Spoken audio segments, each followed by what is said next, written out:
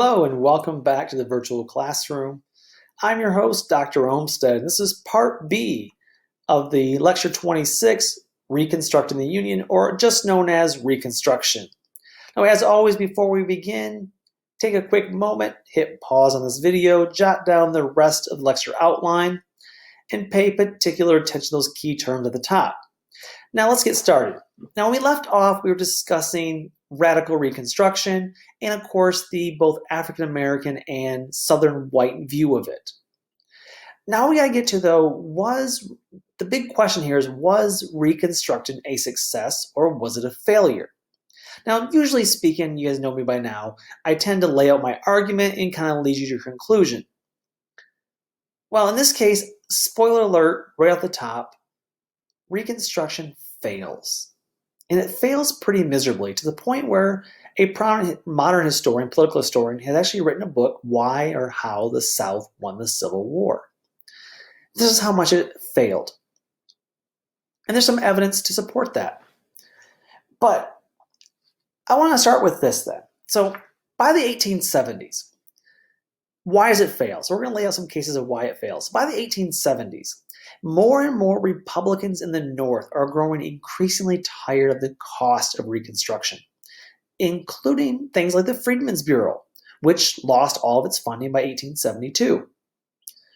Remember, all these things, trying to have the Freedmen's Bureau, having the military in the South, trying to support, black voting rights and education, all these things cost money. In addition to that, remember that Southern violence, KKK, etc.? Well, one of the main reasons Reconstruction fails is that there was a very fragile coalition in the South, a fragile Republican coalition in the South that kind of was loosely held together, that was kept Reconstruction going, but the reality is you have African Americans, these freed slaves. Well, obviously they vote Republican. But then there were some white Southern Republicans known as scalawags. Now, this is a derogatory term, derisive term, because these were typically people who were opposed to Southern secession because they didn't have a large stake in slavery. Remember, the South is not monolithic. There were some who were against their cause. But because of their lack of connection to slavery pre-Civil War, they didn't support secession. Because of their lack of connection to slavery after the Civil War, they do vote Republican. They form a voting group with African Americans. What happens, though, when violence and intimidation set in? They're easily swayed. And then there's a third group known as Carpetbaggers. You see the picture of them there as far as the cartoon image goes. They are viewed with adamant hostility in the South. What these are Northern, or they're known as Opportunistic Northerners, who moved to the South during Reconstruction. And the argument was because the South was in a state of disarray, as we've discussed, that these Carpetbaggers stood to make a great deal of money. And Northerners chafed under this influence of Northerners. So this is a probably threefold argument here. On the one hand, you have just Northerners moving south to make money. That's part of it. This annoyed the crap out of Southerners who just hated them. On the other hand, they were doing some good for Southerners, as far as Southern blacks, that is. And then on the other standpoint, you have just that Northern influence, that cultural, that bias that the South hated. So there's an economic component, there's a cultural component, there's a societal component to this. And they are seen by Southerners as Northern attempts at infiltrating Southern society and taking advantage of the South. Now, again, all three of these groups vote Republican, but violence was often used to intimidate members of this coalition, especially the Black Republicans. Paramilitary organizations, the KKK chief among them, they rose up as an unofficial arm of the Democratic Party. They terrorized both white and Black Republicans. They assassinated Republican leaders and prevented blacks from voting. For example, one example of this redeeming violent strategy to disrupt this coalition of Republicans in the South was outlined in what's called the Mississippi Plan. In 1875, Democrats decided they were going to win back the state governments by any means necessary. Local papers ran an article and headlines that said, quote, "Carry the election peaceably if we can, forcibly if we must." In 1875, again, though they already dwindled out for the most part, the KKK galloped through black neighborhoods rattling fences. And when the indirect threat of violence did not work, they beat and executed blacks in the middle of the night. In Mississippi, as many as 60,000 black and white Republicans were suppressed in their voting rights, giving Democrats a majority of 30,000. Mississippi was redeemed. Now again, note that 60,000 white and black Republican votes were suppressed, giving the Democrats a 30,000 majority, meaning that had those 60,000 voted, Republicans would have won the election, keeping Mississippi from being redeemed. Now, on the other hand, it wasn't always just violence that was used as a kind of a tool or a remedy to the situation for Southern whites. They also began to use other means as well at their disposal. Again, other than violence, that included economic arguments to break this coalition. Many Republicans under Abraham Lincoln had used the government to promote equality of opportunity to poor men on the make. They separated the national finances from the wealthy and rested them instead on ordinary Americans through national taxation. And again, this is not something we talked about heavily, but during the Civil War, to help pay for things, under Abraham Lincoln, Congress had passed a national taxation plan. This included an income tax to pay for the programs such as African American education, the Freedmen's Bureau, the election of African American officials, jobs programs, and of course the push for fair African American voting. Now, again, all this takes money. You have to pay for it somehow. Now, traditionally, it was always funded by the wealthiest of Americans, largely, in many cases, these Southern plantation owners. Lincoln, though, realized this is problematic. And so he began this national taxation plan to help fund these programs in addition to what is normally funded through taxation. Southern white opponents insisted this new active government stole tax dollars from hardworking white men and redistributed the money to those who were too lazy to work, often people of color. And again, are they too lazy to work? Of course not. These are freedmen who just got their freedom and they're looking for new work. Remember, they didn't have a job before. Remember, this is in part by the jobs program and land grants to freed African American slaves as well as whites. They argue against this redistribution of wealth is merely giving it to lazy colored men. Now again, we weren't talking socialism yet in our country until another about 20, 30 years. But this argument resonated with many middle and lower class, and of course upper class, but those middle and lower class whites who began to, again, this began to drive a wedge economic. Now, many may abhor the violence, but when you talk about the pocketbook in economics, this idea that this taxation program, this money that's being spent to enforce equality and bring about change and equality of opportunity for these freed slaves, you're stealing money from hardworking white men to give to lazy, in this case, African Americans. Again, this becomes a common refrain from the rich. And again, this case is overtly racist overtones, obviously, in this period. This will be a continued argument through our history. And it largely begins right here post-Civil War as a way to drive the wedge between African Americans and poor middle-class whites. Think about it for a minute. These newly freed African Americans, now that they had equality by law, they should have had more in common with their poor white counterparts than anything else. But using this economic argument reinforced that old Southern attitude of, well, at least we're not black, and reinforced that idea of white supremacy. and it helped bring about, again, an end to the Reconstruction period, driving that wedge in that coalition.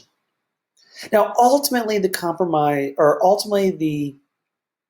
Reconstruction period is going to end officially in 1877, but the beginning of the end is right here in 1876 with the election year. Now, up until this point, since 1860, it was pretty much a foregone conclusion that Republicans would win the election. And they had since Lincoln was elected in 1860. But between the financial argument, the economic argument, and the violence taking place in the South, in addition, 1873, there was what was called the crisis of 1873. The U.S. was thrown into a recession. And again, this was largely caused through speculative banking and a pyramid scheme that caused many loaning institutions to go bankrupt, and unemployment rose to 14%, which is what we are right now in 2020 thanks to the coronavirus. Now, the Panic of 1873 launched a 4-year recession. And depending on how you look at things, a depression. And it shifted attention away from the violence of the South. So all that violence took place, the economy took the attention away from the violence, which Northerners abhorred the violence. And they seemed more willing to fight for Reconstruction with the violence ongoing. But once the panic set in and the recession came in, now that economic argument the South touted as, well, you're stealing money from the rich and giving it to the poor, lazy people, this begins to withdraw that support for Reconstruction efforts. And it refocuses on the economy rather than the violence. And sure enough, in 1876, again, this is at the 3rd year of this economic depression. And so in 1876, we have two candidates. We have Rutherford B. Hayes, the Republican, and Samuel Tilden, the Democrat. Now, Republicans are experiencing a tremendous backlash thanks to this Panic of 1873 depression. And Tilden was a Northern Democrat. And so you get kind of this juxtaposition here. The Democrats were smart here. They chose a Northerner, not someone they wanted, but someone who could win. And sure enough, when the election results come in, who wins the election? Now you see on the map that technically Hayes does by 1 vote, by the 50% plus 1 margin in the Electoral College. But the reality was, if you look a little further at the election, you will find out that just on election day, that when the results came in, Tilden actually polled higher. He won the popular vote, and he was leading the Electoral College by 19 votes, with 20 electoral votes still in dispute. And those 20 came from South Carolina, Florida, and Louisiana. You see, those southern states that somehow turned Republican? Really? Again, you should know from looking at that, there's a problem there. There's a bigger story there. Because Florida, South Carolina, Louisiana, those electoral votes should easily go to Tilden as a Democrat. Now, you can maybe make the argument it's because he's a Northern Democrat. Well, maybe, but no. Instead, these votes were up for dispute, or they're under disagreement. And these disputed votes became a way for Democrats to win even when they lose. And so what happens is, in 1877, they do what's called the Compromise of 1877. And basically it was a backdoor informal deal between Republicans and Democrats. And basically Democrats said, hey, Republicans, Hayes, you want the election? Sure, we'll give you those needed votes. We'll give you South Carolina, Louisiana, Florida. And you can become president. But you need to do something for us instead. And what you need to do for us is remove all federal troops from the South. So in 1877, we have the Compromise of 1877, this informal, unwritten deal that settles the election. It awards Hayes the victory as president. over Tilden if Hayes will agree to remove Union troops from the South. And what you get is this cartoon here. On the left is a man who's Irish, a staunch Democrat voter. He looks very simian. In the middle is, of course, Nathaniel Bedford Forrest, the Grand Wizard of the KKK. And on the right is a former Confederate officer. I'm sorry, former Confederate officer Nathaniel Bedford Forrest, and on the left is a banker. And so we have this Irishman on the left, we have this former Confederate soldier, the Grand Wizard of the KKK in the middle, and on the right we have a banker. Now, and of course, at their feet, of course, is the African American. Why? Because once you remove federal troops from the South, Reconstruction's over. It allows Democrats to regain full control of the South and essentially let the North turn a blind eye to many of the events that would occur in the South after the Redeemer Democrats took over. It allows Southerners to do whatever they want. The South is effectively delivered into the hands of the Redeemers. Reconstruction is over, and Reconstruction is officially a failure. Here's another image of the White League and the KKK holding the skull over the African Americans. So what is the legacy of Reconstruction? Well, we're going to see rampant, vast black disenfranchisement until the 1960s, for 100 years. We're going to see widespread sharecropping that we'll discuss in a minute. Civil liberties that were guaranteed by the amendments are going to be ignored. Remember, they're citizens. All those amendments apply to them. African Americans, not going to be held. And the Democratic Party will remain incredibly powerful in the South, producing strong ties to conservative political movements, leading to what's called the New South. And so, post-Compromise of 1877, we have a new era known as the New South, to replace the Old South. As we'll see, it's not that much different than the Old South. And so this is the term, the New South, to describe post-Reconstruction South after 1877, after the Compromise of 1877. And it's heavily influenced by the plantation, agricultural economic system, buoyed by white supremacy and economic exploitation.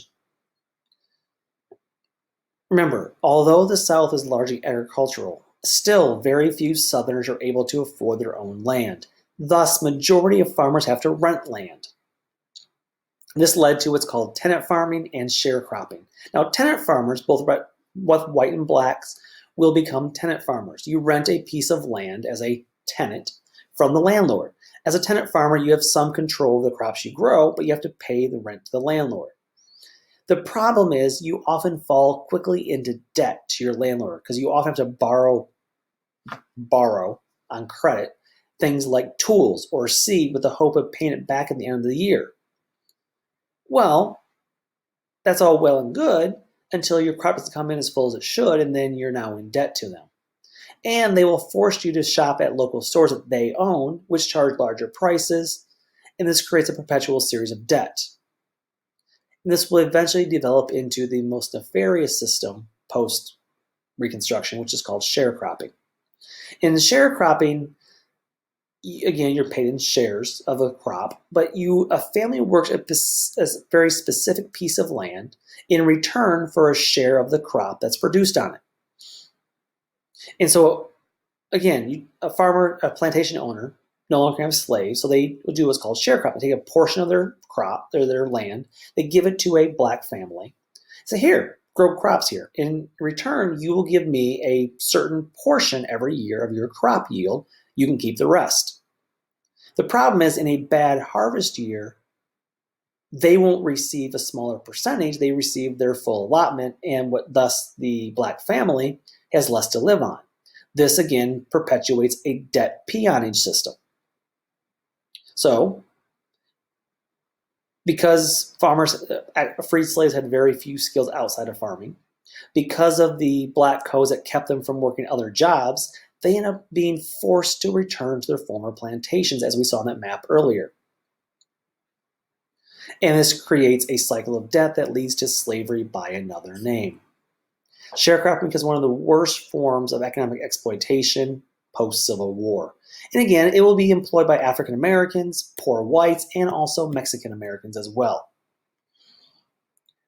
Perhaps even worse was and you see the growth here of the sharecropping system as you see the formation from the same map we saw earlier. And then also the growth of sharecropping by 1880 will spread all throughout the South as former plantations turn into sharecrops to exploit poor whites, African Americans, and Mexican Americans. Perhaps more nefarious, though, was the convict leasing system. And again, this grows out of that old idea of the 13th Amendment that says, abolish slavery and involuntary servitude except in the case of imprisonment. And so what happened in the South, in many states, they adopted what's called the convict leasing system. In other words, the state provided workers through the penal system during the Reconstruction period. The state would lease convicts to companies, plantations, to work during the day. Often they're usually unpaid. And the prison would and then they'd return to prison at night. And of course, the prison would receive a small kickback, and the farmers would enjoy cheap, exploitable labor. So what's wrong with this? Well, what's wrong with this is this led to the systematic exploitation of African Americans after the termination of slavery. Here's what I mean by this. Was they began passing, for example, in Mississippi, they passed what's called the Pig Law.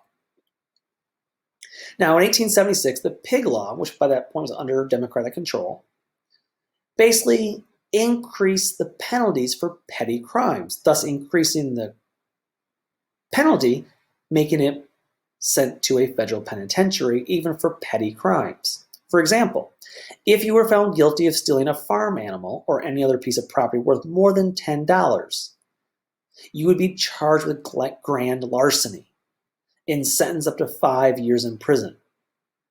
Yeah, let me repeat that. If you were caught stealing a farm animal or other piece of farm equipment worth more than $10, this was now construed as grand larceny, up to 5 years in prison, where you would be basically leased out to work on local farms if you were a slave. Here's the kicker, though. While theoretically this law applies to everyone, it was selectively enforced and disproportionately imposed against African Americans, mostly young and poor.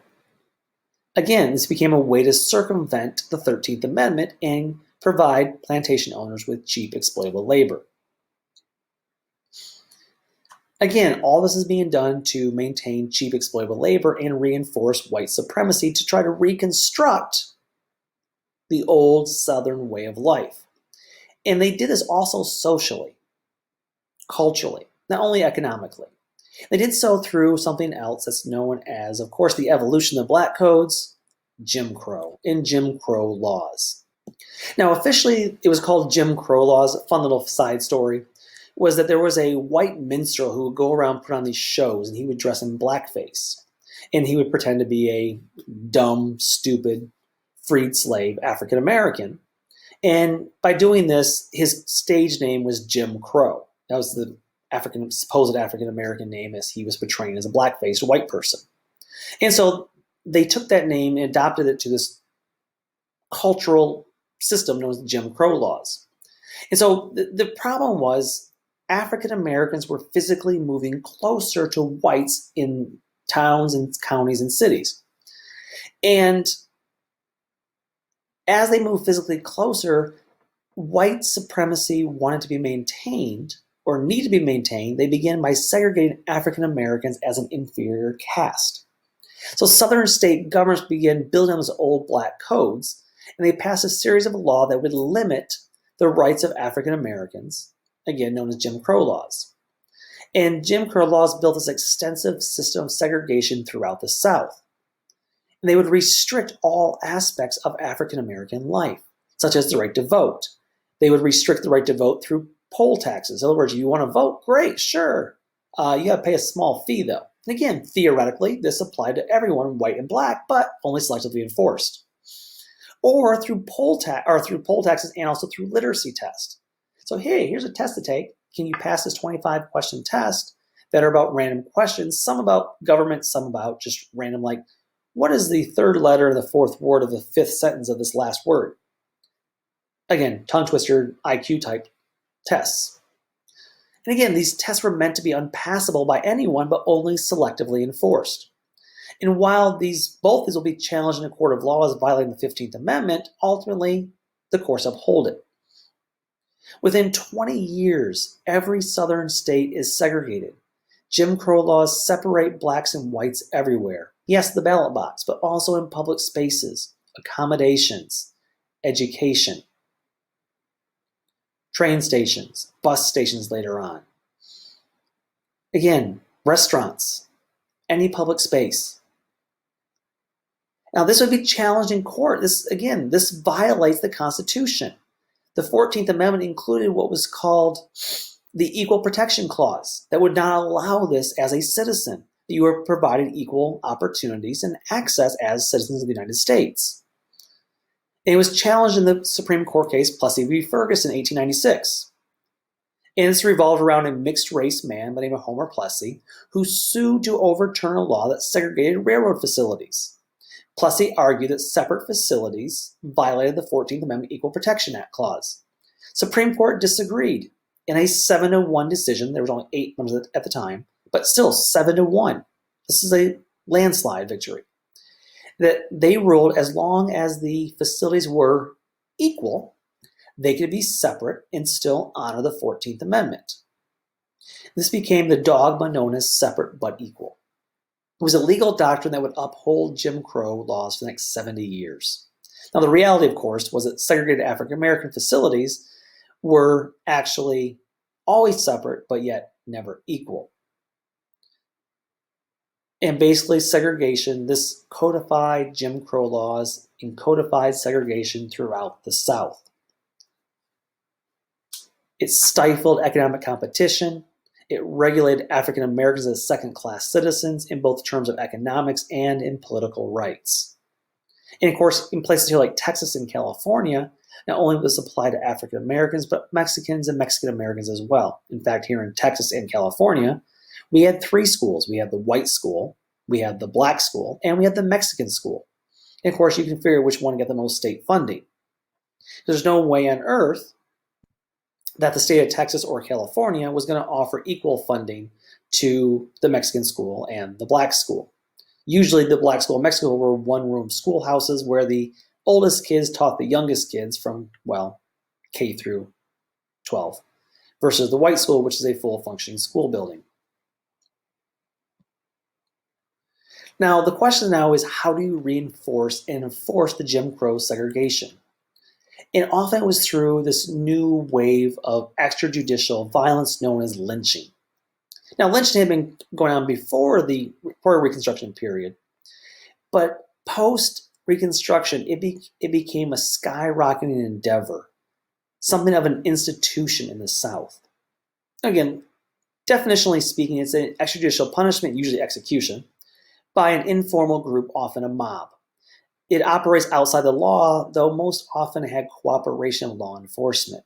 Lynching was justified through the accusation that the person had committed a crime, even prior to the actual trial. And of course, statistically, you can see it begins to skyrocket post-Civil War. You have an average of almost 200 lynchings per year. Now, it will die down slightly in the 20th century, but still, this threat of lynching becomes imperative to reinforcing this black-white divide and enforcing this white supremacy. The question is, how do you justify this? Well, they began using new forms of justification. Remember, slavery's gone, so new forms of justification to maintain white supremacy. And the new way became through scientific reasons, pseudoscience. Now, we haven't quite got to social Darwinism yet, so that's coming very quickly. But this pseudoscience took hold, the scientific racism. And they would do things like say, hey, you see, the black man's skull is thicker in a slightly different shape than the white man's skull. And that just means it's not quite as evolved from our, evolutionary counterparts, the chimpanzees. And because it is thicker, there's less brain power, and thus they are inferior and cannot think as well as whites can. And again, they literally measured brain or skull thickness. And they begin, in addition to science, they also begin employing psychology. Blacks were not only seen as inferior to whites, but their mind, because it was less developed and less evolved, it was viewed as being savage and sex crazed. So not only were African American men seen as criminal and lower, they were increasingly viewed as a threat to white women. And so white Southern women needed to be protected. Remember chivalry? Rape charges formed the cornerstone of lynching during and after Reconstruction. These rape charges were often completely unfounded, but that did not stop bloodthirsty mobs. African Americans, particularly black males, came to be categorized as criminals by, nature. Black male criminality was assumed by basically everyone in the United States, all whites. And it was used to control African Americans and justify the violence against them. And thus, the combination of this scientific racism and the lynchings led to a new phenomenon of racial violence at the turn of the century: spectacle lynching. Historically, lynchings were done kind of in the backwoods, small style affairs in the dead of night. But these lynchings post-Reconstruction, when you combine this idea that, black men are sex crazed, they're criminal, they're savage, they're lower, with the idea you need to protect white women from their savagery, it became a spectacle event to watch a black man get lynched. You see one here where his legs have been torn off, and he was actually dragged through the streets first. Then he was hung up and lynched. And you can look at the people behind him. Look at the one just to the right of the pole. He's smiling. He's having a good time watching this.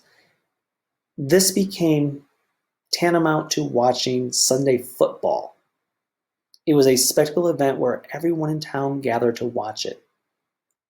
Now, this particular event you see here, where this actually becomes a postcard that people will actually send to commemorate this lynching of Jesse Washington. Again, everyday, normal people, regular people, would take part in these lynchings because it was so normalized that, black men were sex crazed, inferior, and because of Jim Crow laws being entrenched in part thanks to the Supreme Court, in the pseudoscience backing this up, this became normal. Shopkeepers, preachers, teachers, in their minds, that gruesome so-called crime committed by the savage black man justified the lynching. This is the New South. And this is where we're going to end this lecture. And again, it ends on a very dour note. But in many ways, the New South is very similar to the Old South. There is still white supremacy. There is still this idea that blacks are second class, lower. And even though slavery is gone, Jim Crow remains. And Jim Crow will basically rule the South through the 1960s. So almost 100 years total after the Civil War. But nonetheless, change will come. It'll be slow, but progress will be made when we move to the 20th century. But until next time we meet, hope you all have a great day and take care. Bye-bye.